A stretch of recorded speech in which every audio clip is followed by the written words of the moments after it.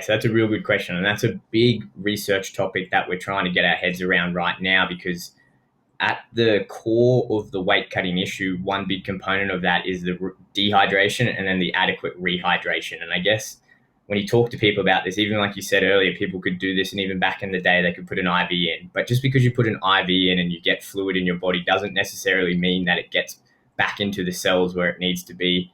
And this kind of comes in a very simplistic sense. You can break this up and think of the body as having like three compartments of water. There's lots more, but let's just think of it as like three.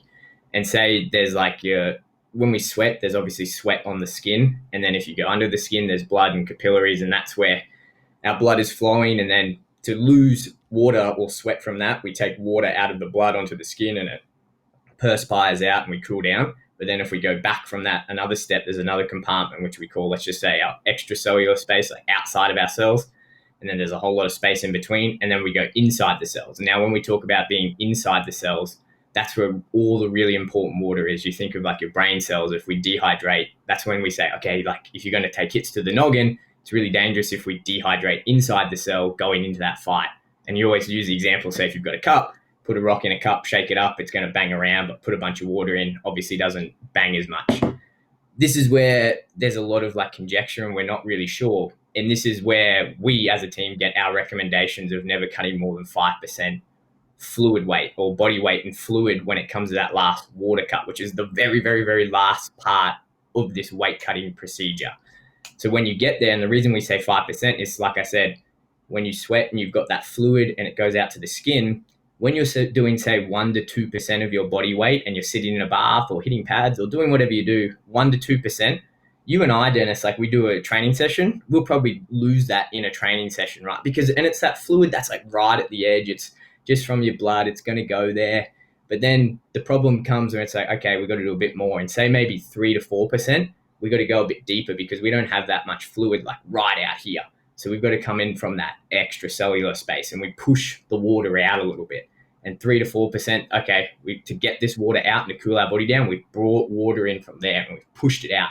Then when we go to 5%, we go, oh crap, like we need to get more water out because we need to cool this body. So we're probably going to start taking it from inside those cells and we're going to push it through all those compartments to get it out to cool the body down. Now, the reason we say above 5% we never want to go is because we can't be confident as practitioners just by the way that our body works and the osmotic gradients and the way that there's sodium transporters in our body and all these other things. When we're trying to put water against that gradient the other way to get it back in, it's not so much a matter of, hey, just drink all this water or slap an IV in, increase what we call the fluid volume, which really, let's just say you put an IV in at this end and you pump fluid and you put a lot of fluid into this first little compartment here, you fill up with water, that's great. And then that water is probably going to shift over to that extracellular space that we took water from and we're like, okay, that's fine. But when we want to get into the cells, the way that it gets into the cells, because it has to go what we call against an osmotic gradient, it has to go through these transporters to get there. And the way to do that, the biggest limiting factor for that is just time. Doesn't matter how much fluid you put in over here or how like fast you get it in. The only way that it's going to get in, it just takes time to go through these transporters. So this is where the big problem comes, is we go, okay, in 24 hours, how confident if we've gone more than this 5%, how confident, even if we've put all the right amount of fluid, electrolyte, glucose, we've done all the physiology and mass and whatever, and we go, we've got this great concoction, cool, but how much time is there for this water to get in? And that's where we're kind of left and we go, crap, I'm not sure. Like I'm not sure. The next best guy isn't sure. The guy that's better than both of us, he's not sure. None of us are really sure that it's going to get it. So in the sense of 24 hours, that's why we're like, well, let's just like not do it.